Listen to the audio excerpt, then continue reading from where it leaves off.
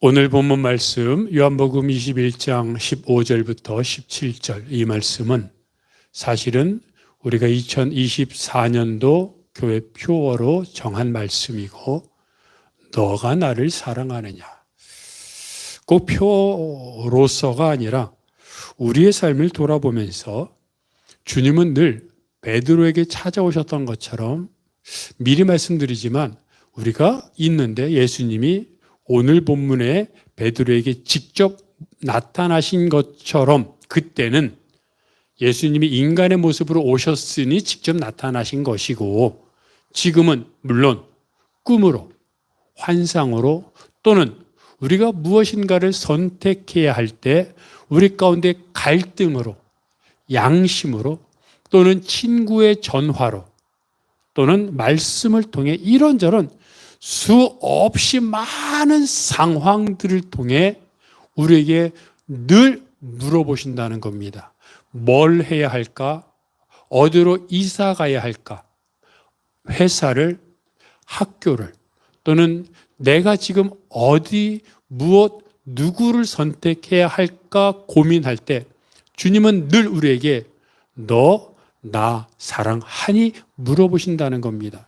그것은 꼭 너 나 사랑하니라는 똑같은 문구로 물어보신다기보다는 나를 사랑하는, 즉 하나님의 말씀을 기준으로 선택하겠니라고 우리를 위로하고 격려한다는 겁니다. 세상적인 방법을 택하면 약간의 유익이 있을 수 있고 좀 더 편할 수 있고 또 우리 마음속에 남들도 세상 사람들도 늘 그러는데 무슨 상관이야 라고 하는 그런 마음이 있을 때에 주님은 그런 우리들에게 또 물어보십니다. 나 사랑하니? 나를 사랑하니? 나를 위해 눈앞에 있는 이익을 포기할 수 있겠니? 하나님의 말씀을 따라감으로 인해 너가 편리한 그 길을 포기할 수 있겠니? 대가를 지불할 수 있겠니? 물어보신다는 겁니다.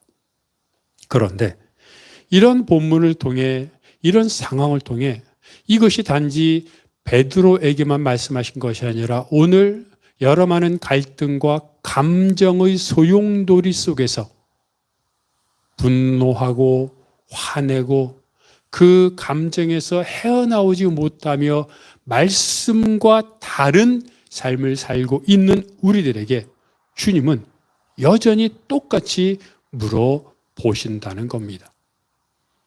첫 번째로 오늘 본문의 상황은 무엇입니까? 물고기를 베드로가 잡고 있었다는 겁니다. 사실 베드로는 어부입니다. 어부가 물고기 잡는 게 당연하지 않습니까? 그래서 우리는 이 본문을 별 대수롭지 않게 지나가곤 합니다. 그런데 여러분, 조금만 생각해 보면 베드로와 안드레, 야고보, 요한, 그 당시에 예수님의 제자들의 대부분이 어부였는데 특히 베드로는 원래 물고기를 낚던 어부였는데 예수님이 베드로를 부르며 뭐라고 말씀하셨습니까? 너가 지금까지는 물고기를 낚는 어부였으나 이제는 사람을 낚는 어부가 될 것이다 라고 말씀하셨습니다. 그래서 베드로는, 그래서 안드레는, 그래서 야고보와 요한 또 다른 제자들은 그 배와 가족, 아버지를 버리고 예수님을 따랐습니다. 여러분, 복음서에 보면 제자들이 예수님을 따라 사역하는 동안 물고기 잡았다는 얘기가 나옵니까? 나오지 않습니다. 그것은 그들의 어부라고 하는 물고기를 잡아 생업을 유지하고자 했던 직업을 버리고 전적으로 주님만 의지하며 살기로 결단했기 때문입니다. 그런데 지금 물고기를 잡고 있습니다. 왜? 무엇 때문에? 이미 주를 위해 물고기를 잡는 이 어부라는 직업을 내팽개쳤는데 주님을 위해, 복음을 위해 온몸을 헌신하겠다고 헌신했고 서약했고 결단했고 그렇게 살아왔는데 왜 지금 다시 물고기를 태연하게 소일거리로 잡는 것이 아니라 밤새도록 잡았다는 것을 보니 분명히 생계 유지나 이런 것들 또는 그것에 헌신하기로 또는 그런 마음을 가졌던 것 같기도 한데 왜 그랬냐는 겁니다. 도대체 왜 그랬을까? 거기서부터 시작한 의문점은 또 다른 우리에게 궁금증을 유발하게 합니다. 사실 이 본문에 나오는 제자들은 바로 며칠 전에 예수님이 부활하신 모습을 봤습니다. 여러분, 제자들이 유대인들을 무서워하여 집안에 숨어 있었는데 그들이 예수님의 부활을 목도하고 직접 말을 섞으며 예수님을 체험했습니다. 그런데 그걸로 끝입니다. 이상하지 않습니까? 제자들이 왜 유대인들을 무서워합니까? 예수님이 죽었으니까 없기 때문 아니었습니까? 근데 예수님이 부활하셨고 그걸 들은 게 아니라 직접 만났고 말을 섞었고 예수님을 통해 체험을 했습니다. 그래서 여러분 잘 보시면 부활 사건을 기록한 내용 중에 엠마오로 가던 두 제자가 부활하신 예수님을 만나고 나서 기뻐하여 예루살렘으로 돌아왔죠. 예수님의 부활을 경험한 막달라 마리아와 같은 여인들이 기뻐하며 제자들에게 달려왔죠. 유대인들을 무서워하여 집안에 숨어있던 제자들이 예수님의 부활을 목도하며 놀라 기뻐했죠. 그런데 끝입니다. 이상하지 않습니까? 그 이후에 당연히 숨었던 엠마오에서 돌아왔던 또는 예수님을 만났던 여인들, 이 수많은 제자들이 예수님을 만나고 나서 밖으로 뛰쳐나가 그전에는 숨어 있었지만 예수님이 부활하셨어! 라고 외쳐야 되는 것, 아니 외칠 것 같지 않습니까? 나 같으면 외칠 것 같지 않아요? 나 같으면 외칠 것 같은데 예수님이 부활하셨습니다. 이전에는 예수님처럼 나도 잡혀갈까 봐 무서웠는데 이제는 예수님이 부활하셨는데 무슨 상관이 하면서 복음을 소리 높여 외칠 것 같은데 이상하게 끝입니다. 베드로는 오늘 본문에 물고기 잡으러 가자. 여러분 잘 보십시오. 다른 제자들에게 베드로가 그러지 않습니까? 오늘 본문 전에 물고기 잡으러 가자. 나는 물고기 잡으러 갈게 라고 말합니다. 그리고 제자들이 따라갔습니다. 근데 저는 이 말이 어떻게 들리냐면 나는 물고기나 잡아야겠다 이런 말로 들립니다. 물고기 잡으러 간다는 말이 물고기나 잡아야겠다. 마치 예수님의 부활이 나랑 아무런 상관도 없는 것처럼 예수님이 부활했어? 응? 끝? 이런 것처럼 들립니다. 왜 그럴까? 성경은 이유를 말하지 않습니다. 그런데 알 것 같습니다. 여러분, 이 제자들의 마음이 뭔가 느껴지지 않습니까? 예수님이 부활하셨습니다. 기뻤습니다. 놀랬습니다. 그런데 그 복음의, 부활의 복음의 소식을 갖고 밖으로 뛰쳐나가기에는 뭔가 아직 자기들에게 부족한 겁니다. 기쁜데, 믿는데, 예수님을 만났으니 믿습니다. 근데 목숨 걸고 외치기에는 아직 부족한 그들의 신앙. 여러분, 사실 우리가 예수님을 믿지 않습니까? 여러분, 예수님의 부활, 아니 예수님이 그리스도라는 사실을 믿지 않습니까?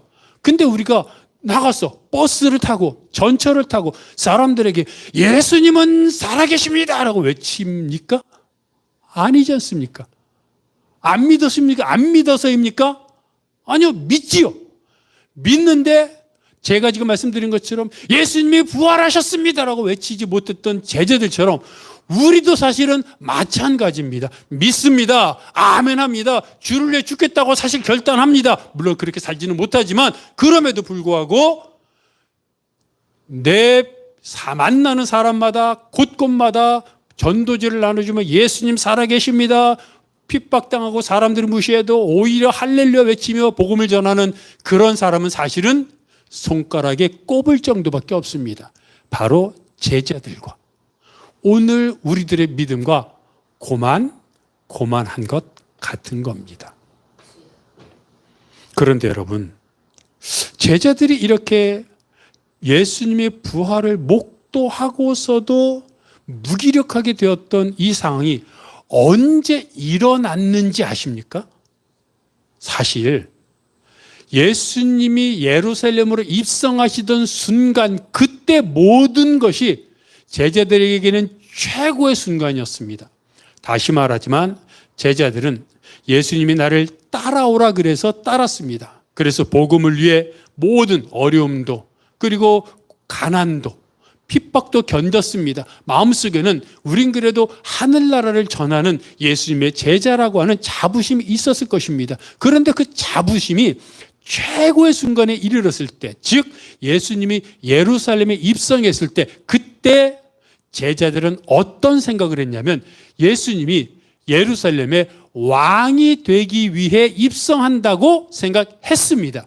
그랬으니 제자들이 얼마나 마음속에 뿌듯하고 기분이 좋고 어깨가 으쓱으쓱거렸겠습니까? 야, 이제 고생 끝, 행복 시작. 그래서 어떤 일이 벌어집니까?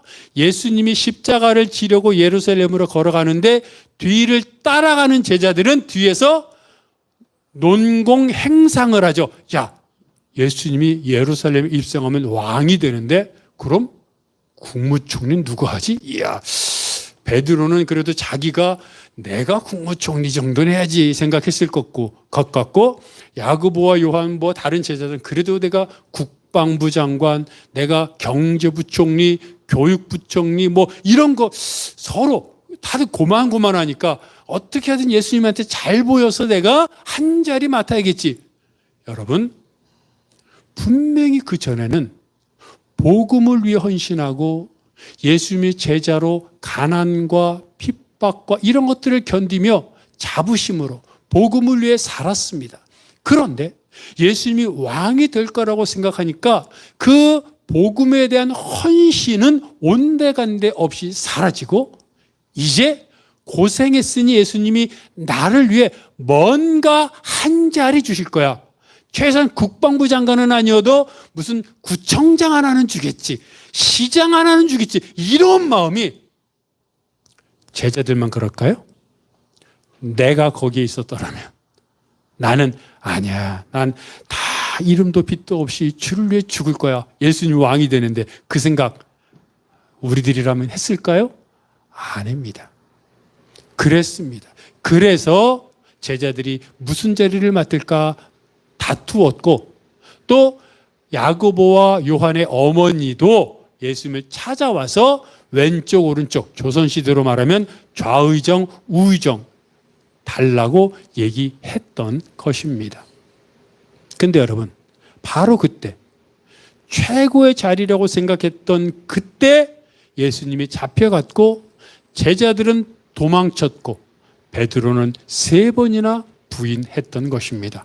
최고의 영광의 자리에서 이제 주를 위해 헌신했으니 주를 위해 죽어야겠다라고 결단을 해야 될 것 같은데 최고가 되니까 오히려 신앙은 사라지고 마음가운데 욕심과 탐욕이 자라더라는 겁니다.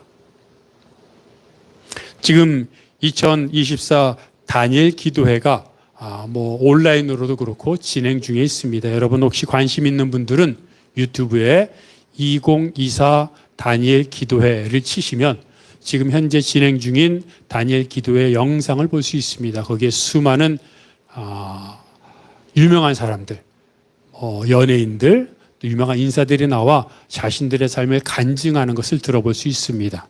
얼마 전에 개그우먼 김효진 씨, 여러분 아마 이 김효진 씨 아실 겁니다. 쪼매난 이쁜이라고 아시죠? 쪼매난 이쁜이. 이 간증하면서 그러더라고요. 자, 여러분 쪼매난 이쁜이 나왔습니다. 이 쪼매난 이쁜이를 아시면 연식이 좀 된 겁니다 라고 얘기를 하더라고요. 여기 있는 분들은 아마 대부분 아시는 게 정상입니다. 근데 이분이, 김효진 개그우먼이 사모가 됐더라고요. 사모란 얘기는 남편이 목사란 얘기죠. 근데 간증을 하는데 이렇게 얘기를 합니다. 어렸을 때부터 부모님이 교회를 다녀서 교회에서 다녔습니다. 주일학교를 다녔습니다. 성가대하고 성경학교하고 그리고 무슨 뭐 성경 암송대회 찬양 뭐 이런 다 했습니다. 그리고 성탄절이 되면 성극도 하고 장기자랑도 했는데 그때마다 선생님들과 친구들이 야 너무 잘한다 너 연예인 되면 되겠다라고 얘기를 해서 그때 너무 좋았습니다. 나 정말 연예인 되고 싶어. 하나님이 나를 연예인 만들려고 하시나 보다 연예인 시켜주세요라고 매일 기도했답니다. 그러면서 뭐라고 했냐면 하나님이 나를 연예인 만들어 주시면 그 모든 부와 영광과 그리고 모든 걸 하나님께 올려드리겠습니다라고 어린 나이에 매일마다 기도했답니다. 그리고 정말 연예인이 됐고요. 그 과정은 굳이 말할 필요가 없고 그래서 쪼매난 이쁜 일을 시작해서 수많은 본인이 그렇게 얘기합니다. 인기 척도라고 할 수 있는 CF를 정말로 많이 찍었고 많은 상을 받았습니다. 그래서 정말 그 연예계에서 최고의 자리에 올랐습니다. 근데 그렇게 연예계의 자리에서 최고의 자리에 오르면 마냥 행복할 줄 알았는데 아니더라는 겁니다. 정말 행복했습니다. 많은 돈도 벌었죠. 많은 사람들이 알아주죠. 이제는 정말로 다 이루었다고 생각하는 그 순간 갑자기 공허하더라는 겁니다. 내가 이것만을 위해서 달려왔는데 이루었습니다. 이루었으니까 행복해야 되는데 그래서 지금 잠시 행복했는데 문득 생각해 보니까 그럼 내가 앞으로 뭘 해야 되지? 다 이루었는데 뭘 위해 살아야 되고 어디를 향해 가야 되지라는 생각을 하니까 어떻게 해야 될지 모르겠다라는 겁니다. 그래서 답답했습니다. 두려웠습니다. 방황했습니다. 그러다 보니까 예민해지기 시작했고 스트레스 받기 시작했고 같이 일하던 사람들에게 날카로워지기 시작했고 슬럼프에 빠지기 시작했습니다. 그러면서 술을 입에 대기 시작했습니다. 한 잔, 두 잔 마시고 왜? 답답하니까. 답답해서 술을 마시고 또 마시고 아침에 일어나면 그때는 잊어버렸는데 아침에 일어나면 속이 메스껍고 울렁거리고 또 답답하고 그러다가 저녁이 되면 또 술을 마시고 그렇게 매일 술을 마시는 것을 반복했습니다. 그러다가 문득 내가 이렇게 살아서 뭐 하나?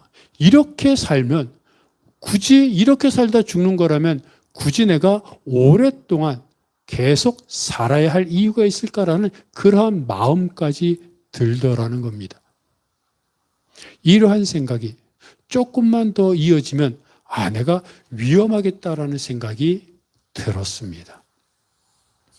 여러분, 우리는 최고의 자리에 오르기 위해 노력하고 최고의 자리에 오르면 그때부터 행복 시작이고 그리고 동화에 나오는 것처럼 그리고는 행복하게 살았습니다라고 끝날 것 같은데 최고의 자리에 올랐던 사람들이 하나같이 하는 말을 들어보면 최고의 자리, 가장 높은 자리에 오르고 나면 행복한데 별로 오래 지나지 않아 공허감과 불안감과 우울함이 자기를 덮치더라는 겁니다.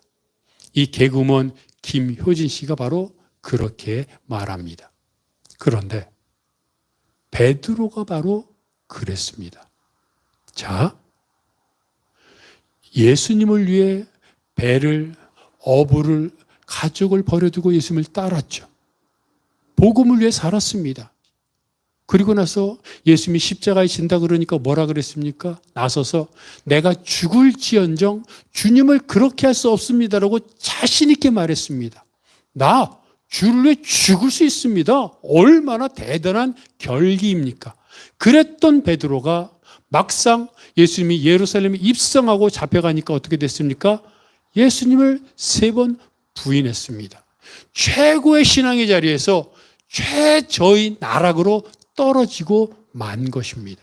마치 금방 말씀드렸던 개그우먼 김효진 씨가 모든 걸 거머쥐고 나니까 오히려 더 답답하고 불안했던 것을 경험했던 것처럼 사람들은 많은 것을 누리고 나면 오히려 더 불안하더라는 겁니다. 여러분, 꼭 모든 것을 다 얻어서가 아니라 나름 이 정도면 괜찮다. 이 정도면 편하다. 이제 아무 일도 없이 이렇게만 살면 되겠다라는 생각하는 그 순간 사실은 그때부터 나락으로 떨어진다는 겁니다. 이것은 베드로만 그런 것이 아니라 개그우먼 김효진 씨만 그런 것이 아니라 바로 우리들도 똑같이 경험하는 겁니다.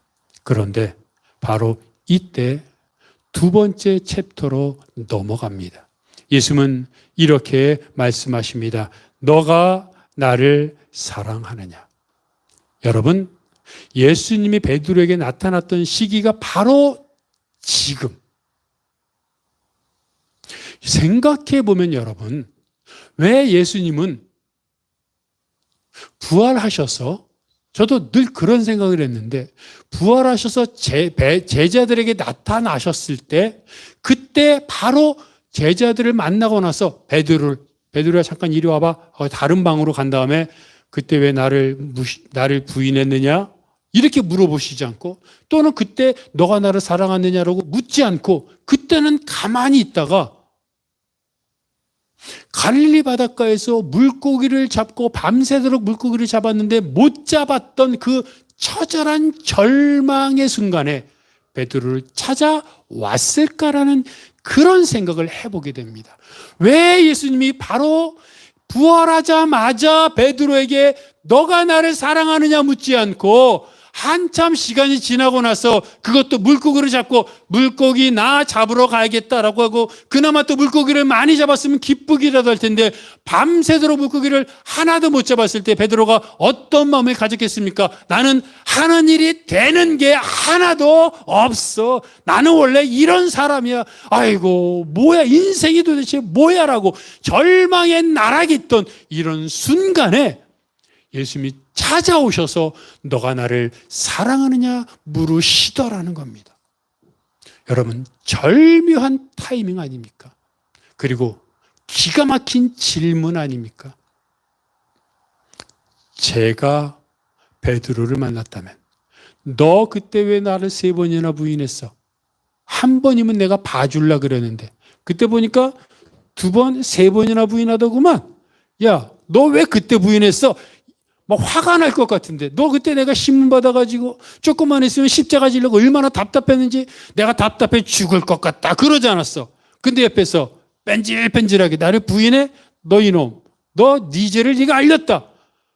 이래도 분이 안 풀릴 것 같은데 여러분 그게 정상 아닙니까? 근데 왜 그때 나를 부인했어? 왜 3번이나 부인했어? 그러려면 그 자리에 있지도 말든지 이럴 것 같은데 예수님이 몰라서 그랬을까요? 부인한 걸 몰라가지고 아무것도 까마득히 몰라서 그랬을까요? 아닙니다. 예수님은 베드로가 부인한 거 다 알고 있었지요. 그때 예수님하고 베드로하고 그때 눈이 마주치지 않았습니까? 근데도 예수님은 베드로에게 묻습니다. 너가 나를 사랑하느냐? 이게 무슨 말입니까? 베드로가 예수님을 부인한 상황을 아시는 하나님이 상황을 갖고 질책하는 것이 아니라 그 상황 속에 있었던 베드로의 마음을 깨우치시는 겁니다. 베드로야, 그때 너가 나 일부러 배반한 게 아니라 부인하고 싶지 않았는데 부인한 거 내가 알아. 그때도 사실은 나 사랑하고 있었지? 그렇게 물어보는 겁니다. 야, 부인하는 거 보니까 나 사랑하지 않네. 사랑하니? 너 나 사랑해? 이게 아니라 너 나를 사랑하지? 라고 물어본 겁니다. 여러분, 우리가 베드로처럼 예수님을 사랑한다고 하지만 그래서 찬양 부르다가 말씀을 듣다가 또는 성경 읽다가 또는 기도하다가 울컥울컥하고 감동받아 주를 위해 주여 내가 저 사람 용서하고 주여 내가 물질의 손해를 보고 주여 내가 먼저 손 내밀고 내가 정말 사랑하며 살겠습니다 하고 일어났다가 또 화내잖아요. 그때 주님이 물어보시는 거야. 너 그럴 줄 알았어. 이게 아니라 지금 화냈지만 그래도 나를 위해 살려고 했다가 화를 낸 거잖아. 내가 너 마음 알아 라고 말씀하시는 겁니다. 조금 전에 말씀드렸던 개그우먼 김효진 씨가 불안하고 답답해하고 방황하다가 이대로 가다간 극단적인 어떤 생각을 하게 될 것 같다. 곰곰이 생각을 했답니다. 내가 왜 지금 불행할까? 내가 연예인만 되면 행복할 줄 알았는데, 그리고 옛날에는 늘 행복하고 기쁘고 즐거웠는데 지금은 왜 그럴까라고 곰곰이 생각했습니다. 그런데 그때 깨달은 것은 내 안에 하나님이 없다는 사실을 깨달았습니다. 그리고 나서 보니까 매주일 주일 성수를 했습니다. 주일 성수를 빼먹는 건 생각도 못했습니다. 그런데 개그우먼이 되다 보니, 여러분, 신인이다 보니 매일마다 주일에도 계속해서 촬영이 있고 녹화가 있는데, 신인이 저 교회 가야 되니까 녹화 못해요. 못하잖아요. 그러다 보니까 한 번 빠지게 되고, 두 번 빠지게 되고, 세 번 빠지게 되고, 10번 빠지게 되고, 그러다 보니까 1년, 2년 아예 교회를 못 나가게 된 것입니다. 그러면서 그 마음속에 하나님이 어느새부터인가 잊혀지기 시작한 겁니다. 근데 그 방황의 순간에, 아까 제가 뭐라 그랬습니까? 예수님이 부활하고 나서 베드로에게 곧바로 나타나신 것이 아니라, 예수님이 부활하시고 나타났을 때 베드로가 속으로 얼마나 찔렸겠습니까? 내가 예수님을 3번이나 부인했는데. 근데 예수님이 아무 말씀도 안 하세요. 그러니까 더 불안하고 더 답답하고 더 초라한 거예요. 그래서 갈릴리 가서 물고기를 잡아야겠다 고민하고 갈등하고 그러다가 물고기도 안 잡혀가지고 더 힘들어했는데, 그런 나락의 가장 깊은 밑바닥에 떨어진 순간에 예수님이 나타나신 것처럼, 한창 가장 잘 나갔을 때 불안하고 힘들고 두려워했던 그 순간에 나에게 하나님이 없었구나라고 하는 그런 깨달음을 하나님이 주신 겁니다. 그때 김효진 씨는 교회로 달려갔다고 합니다. 그리고 교회를 달려가서 교회를 들어가는데, 교회 십자가를 보는 순간, 그리고 교회 당 안으로 들어가는 순간 눈물이 폭포수처럼 쏟아졌습니다. 그러면서 고백합니다. 하나님, 용서해 주세요. 하나님, 제가 죄인입니다. 그 전까지 김효진 씨는 자기가 죄인인 줄 몰랐답니다. 어렸을 때부터 교회 다녔죠. 줄 성수했죠. 헌금 한 번도 안 빠졌죠. 열심히 봉사했죠. 정말 주를 위해서 살겠다고 나름 고백했죠. 뭐가 죄인입니까? 그래서 중고등부 때 수련회 가면은 캠파이어 하면서 자기들의 죄를 쓰라 그러지 않습니까? 죄를 종이에 써가지고 그 십자가 캠파이어에다가 불타는 데다가 딱 던지면서, 이제 던지면 우리들의 죄가 다 사함받았습니다라고 할 때, 자, 이제 종이를 주고 여러분들의 죄를 쓰세요라고 말하면, 김효진 씨는 그때 죄가 없으니까 쓸 게 없는 거예요. 그래서 옆에 있는 친구 거 몰래 컨닝해가지고 옆에 있는 친구 거를 쓴 걸 보고 자기도 그대로 썼다고 합니다. 그렇게 자기는 자신이 있었어요. 근데 깨닫는 순간 하나님 앞에 내가 죄인이라고 고백하게 되고, 그리고 나서 그때 자기가 죄인이라고 회개하고 나서 드렸던 예배가 진정한 첫 번째 예배였다고 말하고, 그때 하나님을 인격적으로 만났다고 고백하는 겁니다. 예수 우리들에게 너가 나를 사랑하느냐고 묻는 것은 질책하거나 꾸중하기 위해서가 아니라, 너가 지금 신앙이 스스로 보기에도 미천하고 스스로 보기에도 별 볼 없을지 모르지만, 그래도 얘야, 이거 하나는 우리 확실하게 하자. 그래도 너 나 사랑하는 거 맞지? 여러분, 같은 잘못을 해도 아예 처음부터 대놓고 잘못하는 것과 말씀 잘 들으려고 했는데, 효도하려고 했는데, 말씀대로 살려고 했는데, 그런데 잘못한 것은 차이가 있지 않습니까? 주님 우리들에게 묻고 있는 겁니다. 너가 지금 이거 잘못한 거 맞아. 나를 부인했고 말씀대로 살기보다 돈을 따라갔어. 세상의 권력을 따라갔어. 잘못한 거야. 근데 그것을 내가 너에게 꾸중하고 질책하고 너에게 내가 엄청나게 화를 내는 게 아니라 너의 마음을 확인하고 싶은 거야. 그런데 그래도 너 나 사랑하는 거 맞지? 라고 묻고 있는 겁니다. 여러분, 예수님이 이렇게 우리에게 물어보실 때 우리 대답해야 됩니다.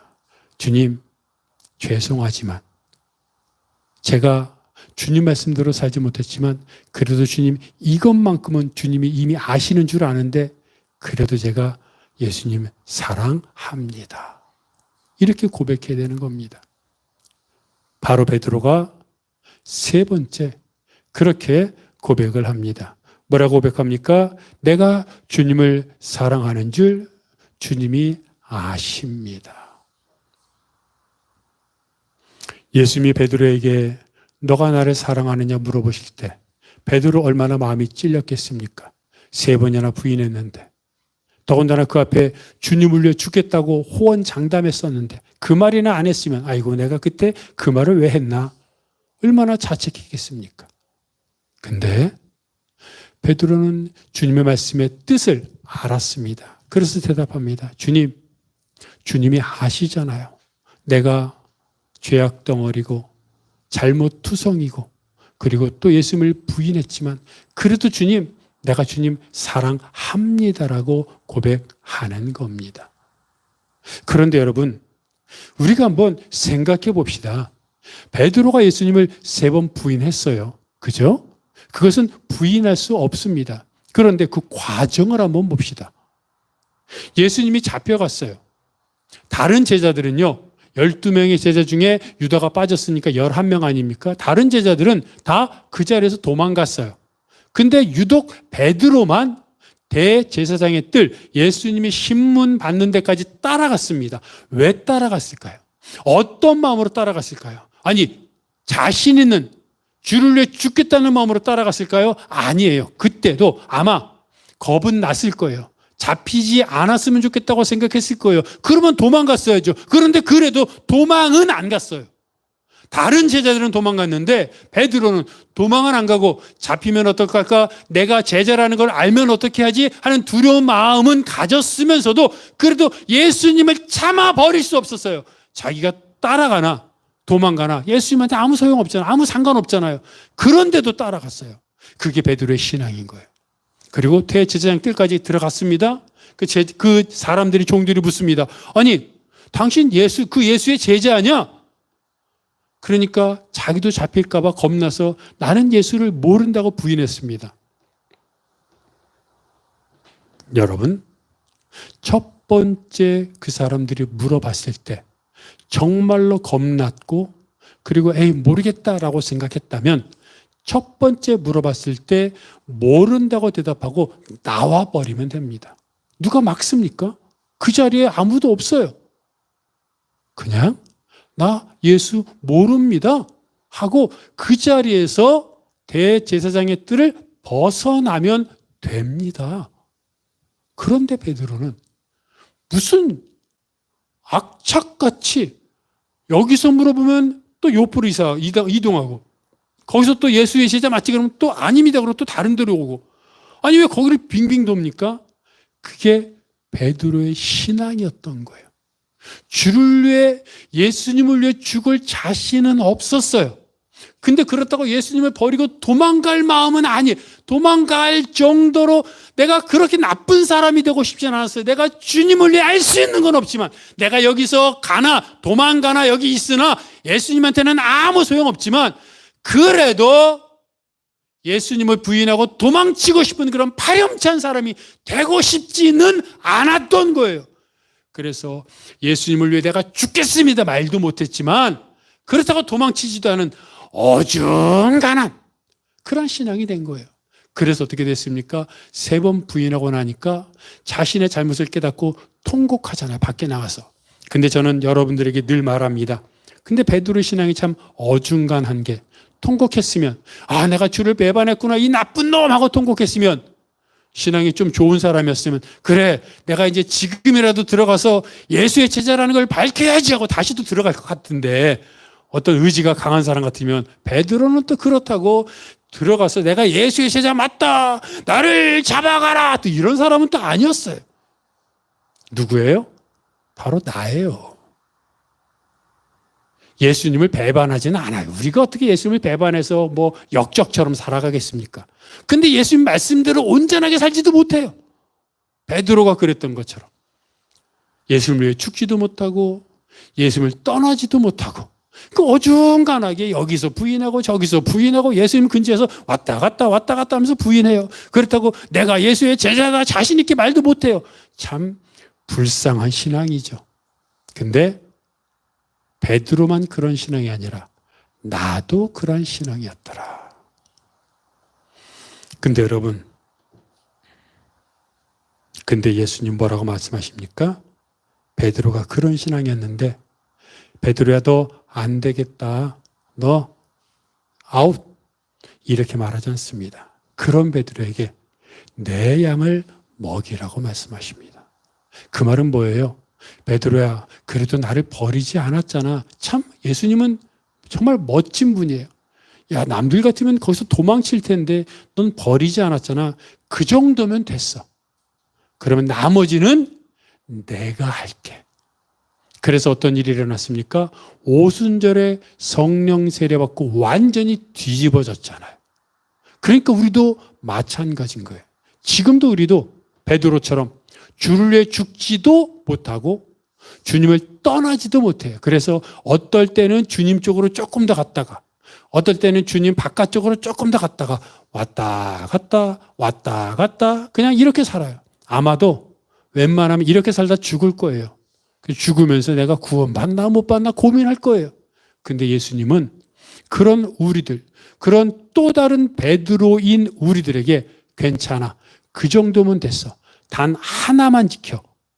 예루살렘만 떠나지 마. 그러면 위로부터 성령이 임할 테니 예루살렘, 즉 예루살렘이라는 게 지금 이스라엘 가란 말이 아니라 말씀과 기도의 삶을 떠나지만 마. 그러면 내가 너에게 은혜를 부어주어 나와 동행하며 능력의 삶을 살도록 내가 해줄게라고 약속하시는 겁니다. 그래서 감사한 거예요. 나는 여전히 주님 옆을 맴도는 어중간한 신앙인입니다. 그런데 그런 나를 하나님이 받아주십니다.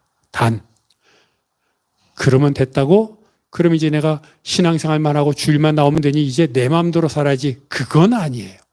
예루살렘을 떠나지 않고 말씀과 기도의 삶을 살면 하나님이 반드시 나를 일으켜 세우셔 나를 다시 빚으셔서 나를 재활용하실 거예요. 금방 말씀드린 개그우먼 김효진 씨를 그렇게 했어요. 그래서 아까 제가 뭐라 그랬습니까? 하나님 앞에 가서 회개하며 첫 번째 진정한 예배를 드렸다 그랬잖아요. 그렇게 울면서 하나님 앞에 예배 드린 다음에 생각됐던 게 내가 왜 하나님 말씀을 안 읽었지라는 생각이 들었어요. 하나님 말씀 조금 읽다 보니까 와 이거 완전히 나에 대한 사용 설명서네 라고 말합니다. 그렇지 너 이거 해라 이거 하지 말아라 써 있잖아요. 다 사랑해라 뭐 미워하지 말아라 여기로 가라 어떻게 해라 예배드려라 써 있잖아요. 아, 내 몸 사용 설명서네 라고 이렇게 말합니다. 아니 우리가 핸드폰을 하나 사도 핸드폰을 어떻게 켜는지 끄는지 어떻게 어떤 기능이 있는지 우리가 유심하게 살펴보고 또 살펴보는데 아니 내 몸 사용 설명서인 성경을 내가 왜 안 읽었지라고 생각하면서 성경을 계속해서 금방 일독을 했답니다. 그런데 일독을 하면서 깨달은 것은 그전까지는 아 내가 계획 세우고 내가 이것을 하겠다고 결단하면 하나님은 옆에서 도와주는 분인 줄 알았어요. 마치 알라딘의 요술램프 지니처럼 알라딘이 싹 열고 자 여기 데려다줘 그러면 하나님이 쫙 데려다주고 쫙 나 이 회사 취직시켜줘 그러면 하나님 취직시켜주고 이런 건 줄 알았는데 성경을 읽고 나서 깨달은 것은 아 하나님이 나를 위한 계획을 갖고 계시고 하나님이 나를 위한 모든 섭리 과정을 알고 계시기 때문에 나는 하나님이 하라고 하는 대로만 하면 되는구나.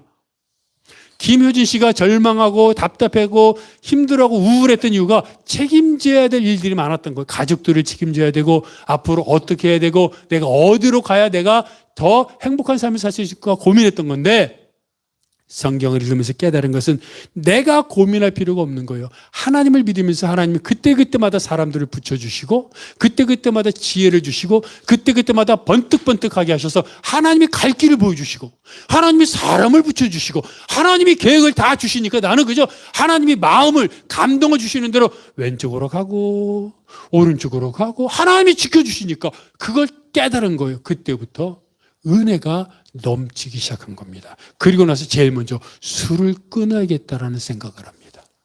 그제는 술을 계속 마셨잖아요. 근데 이제 술을 끊어야겠다고 생각했는데 그게 마음대로 안 돼요. 특히 연예계는 술과 끊을 수 없는 그런 분야 아닙니까? 그래서 기도합니다. 하나님, 제가 사람들도 만나야 되고 그리고 연예계 특성상 술이 없을 수는 없는데 제가 정말로 주를 위해 술을 끊고 싶습니다. 하나님 저를 술을 끊도록 하나님이 역사해 주세요라고 기도했어요. 근데 그 바로 다음에 술 모임에 갔는데 술을 안 마셨어요. 그날은. 근데 술을 안 마신 그 다음날 술을 안 마셨는데도 속이 메스껍고 울렁거리고 너무 몸이 아픈 거예요. 그리고 나서 또 이제 단골 술집을 갔는데 이전에는 보이지 않았던 그 술집 의자에 있던 그 술 냄새, 그리고 술집 의자와 거기에 있던 사람들이 그 먹고 나서 그 뱉어냈던 토사물 이런 냄새가 그날따라 막 느껴지는 거예요. 그전에는 전혀 없었는데. 다 닦았을 거 아니에요, 사실은. 근데 느껴지기 시작하는 거예요. 그리고 그다음부터 술자리에 갈 수 없게 됐어요. 그래서 술을 끊게 됐습니다. 그래서 김어진 씨는 말합니다. 술을 끊게 된 것도 행복한데 감사한데 더 깨달은 건 하나님이 살아 계시는구나. 내가 술을 끊게 해달라고 기도했더니 구역질이라고 냄새가 아니 안 마시려고 하는 게 아니라 못 마시는 거예요. 술자리를 못 가는 거예요. 그래서 술을 끊게 됐어요. 그리고 또 하나 하나님 앞에 예배드리면서 은사를 사모하게 됐어요. 그전에는 통성기도하고 방언하고 하는 걸 옆에서 보면 너무 막 화가 났어요. 답답하고 막 하는 거 보면은 뭐 저렇게까지 믿어야 되나 막 그랬는데 하나님을 위해 기도하고 말씀 보고 그러면서 하나님 나도 은사를 사모합니다. 방언 은사를 받게 해주세요. 막 기도했어요. 근데 기도하는 그 순간 갑자기 입이 말리는 거예요. 혀가 말리면서 방언 은사를 받았습니다. 두 번째 깨달은 거죠. 하나님은 살아계시고 내 기도를 들어주시는구나. 그리고 그런 여러 많은 과정을 통해서 이제 남편이 목회자가 됐고 이제 사모가 된 겁니다. 중요한 것은 살아계시는 하나님이 우리들에게 늘 물어보신다는 거예요. 너 나 사랑하지? 그러면 이럴 때는 물질이 아니라 말씀을 선택하는 거야. 이럴 때는 사람이 아니라 말씀을 선택하는 거야. 나는 돈을 선택하고 싶어요. 당연하죠. 본능인데. 나는 사람을 더 만나고 싶어요. 나는 좋은 데 가고 싶어요. 근데 말씀이 나에게 감동을 주시면 주님을 위해 말씀을 선택하는 거예요. 근데 지나가 보니까 그게 최고더라. 그렇게 하는 게 마음 가운데 평안과 담대함과 기쁨이 넘치는 주님과 동행하는 행복한 삶이더라 말씀하시는 겁니다. 여러분, 주님은 오늘도 예배드리는 여러분들에게 물어보십니다. 너가 나를 사랑하느냐? 근데 그 질문은 어감이 있어요. 너가 나를 사랑하기는 하니? 너의 행실을 보니 아닌 것 같아. 아이고, 사랑은 해? 이게 아니라 너의 행실은 아직도 답답하고 그렇지만 그래도 내가 너 아는데 너가 나 그래도 사랑하고 있지?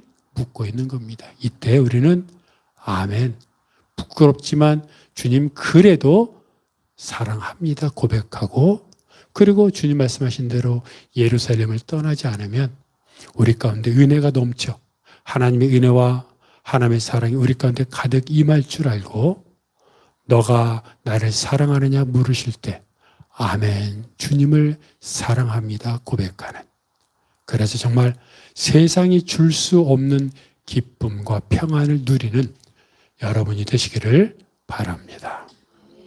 이 시간 우리 말씀을 기억하면서 다 함께 일어나셔서 예수님이 실로암으로 눈먼 사람을 보냈을 때 그가 실로암에서 깨끗하게 되어 돌아왔던 것처럼 주여 나를 도우소서 찬양하겠습니다. 어두운 밤에 캄캄한 밤에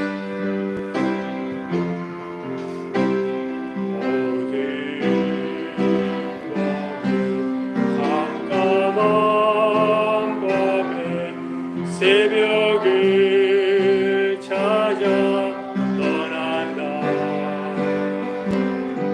종이 울리고 낙이 울어도 내 눈에 우리가 처울 만난 그때는 차가운 새벽이었소. 주님 마음속에 여명이 있음을 나는 느낄 수가 있었소. 오 주여 당신께 감사하리라. 실로 내게 주심을 나에게 영원한 기쁨 속에서 깨이지 않게 하소. 오 주여 당신께 감사하리라. 실로 내게 주심을 나에게 영원한 기쁨 속에서 깨이지 않게 하소서. 그렇습니다. 앞을 보지 못하는 사람에게 이 인생은 깜깜함, 흑암 아닙니까? 우리가 앞을 보며 살지만 정말로 절망 가운데, 그리고 어떤 소망도 없다면 그것이 바로 앞을 보지 못하는 것 같지 않습니까? 근데 주님은 우리에게 실로암으로 가라 말씀하십니다. 나를 사랑하지 물어보십니다. 그 음성에 대답하고 그렇게 한 걸음 한 걸음 걸어가면 됩니다. 나머지는 하나님이 하십니다. 그것이 우리에게 주신 은혜입니다. 주여, 주님만 바라보게 하시고 주님만 사랑하게 하시고 주님 말씀대로 살게 하셔서 주님이 이끄시는 믿음의 길을 걸어가게 하여 주시옵소서. 함께 통성으로 기도하겠습니다. 하나님 아버지, 오늘도 하나님 앞에 나왔습니다. 부끄럽습니다. 또 좌절합니다. 또 빗나갑니다. 또 하나님 아버지, 우리가 하나님 말씀대로 살려고 하지만 내 감정과 내 의지와 내 결단으로 인해 하나님 말씀대로 살지 못할 때가 너무나 많음을 고백합니다. 주님, 그러한 내 모습을 아시면서도 너가 나를 사랑하지, 내가 너 마음을 안다라고 말씀하시는 나의 긍정적인 모습, 나의 조그만큼밖에 없는 믿음을 아시는 하나님께 감사오니 주여, 그 믿음, 그 사랑, 그 은혜를 경험하여 매일마다 하나님 앞에 나아가게 하여 주시옵소서. 주님, 내가 나를 의지하지 않고 내가 가진 것 의지하지 않고 나를 사랑하시는 하나님의 말씀을 의지하여 이 땅을 살아가게 하셔서 주여, 그리함으로 인해 매일 매 순간 말씀과 기도와 찬양을 통하여 하나님을 찬양하며 하나님을 바라보며 살아가게 하시고, 그로 인해 하나님 앞에서 우리의 삶이 회복되는 역사가 있게 하여 주시옵소서. 하나님, 오늘도 하나님을 바라보게 하여 주시옵소서.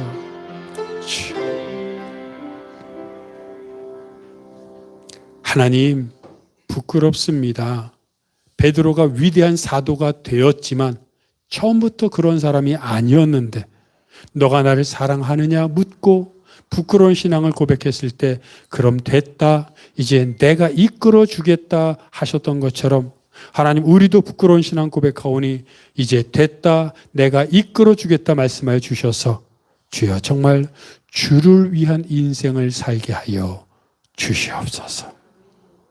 이 모든 것 예수 그리스도의 이름으로 기도하오며, 이제는 우리 주 예수 그리스도의 은혜와 아버지 하나님의 사랑하심과 성령님의 교통하심이 하나님 말씀대로 주님, 내가 주님을 사랑합니다, 주님 아시지요, 부끄럽지만 사랑합니다 고백하여 주님과 동행하는 위대한 신앙인으로 살아가겠다고 결단하는 모든 성도들 머리 위에, 그들의 가정과 사역과 기도 제목 위에, 이 교회 이민족 온 세계 복음화 위에 영원토록 함께 없시기를 간절히 축원하옵나이다. 아멘.